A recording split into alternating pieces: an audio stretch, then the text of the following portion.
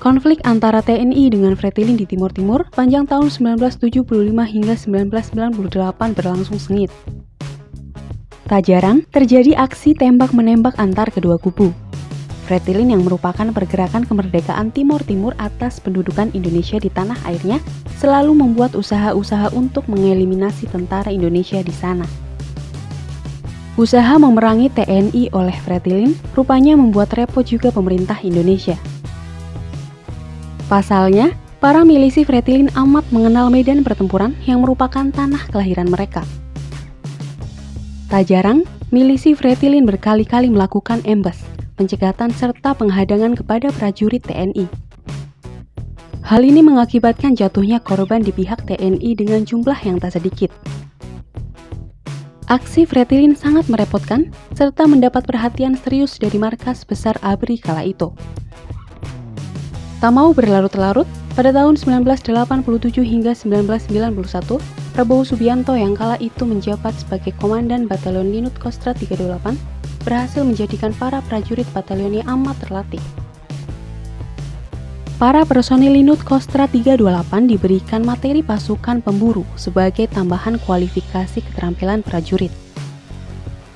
Gara-gara hal tersebut, maka Linut Kostrad 328 pimpinan Prabowo sering mendapat penugasan di Timur Timur untuk berperang melawan Fretilin.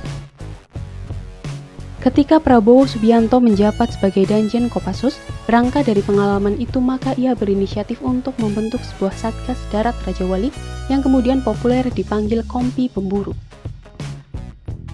Pembentukan Satgas Raja Wali Kompi Pemburu ini dimaksudkan agar satuan infanteri biasa di Kodam-Kodam TNI Angkatan Darat memiliki kemampuan sebagai pasukan elit yang tahan banting.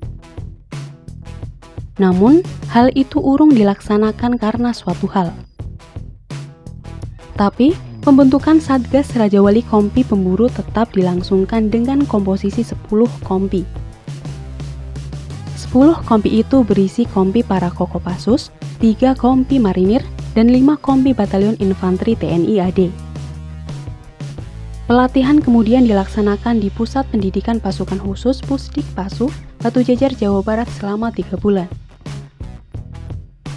Calon-calon prajurit pemburu dilatih dengan kualifikasi penjejakan, patroli jarak jauh, pertempuran hutan gunung, silent kill, penyergapan hingga kemudian serangan mobile udara atau RSO.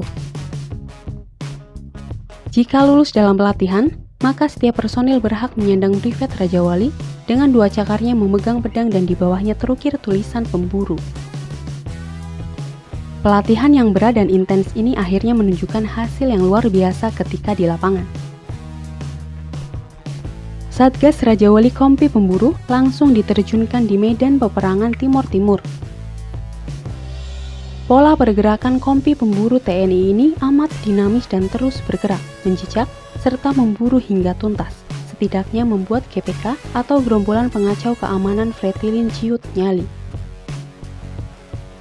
Dengan taktik jaring laba-laba, yakni unit bergerak dalam 4 poros saling melindungi, yang mana tiap poros ada 1 grenadir sebagai senjata penghancur serta membentuk pola jaring laba-laba.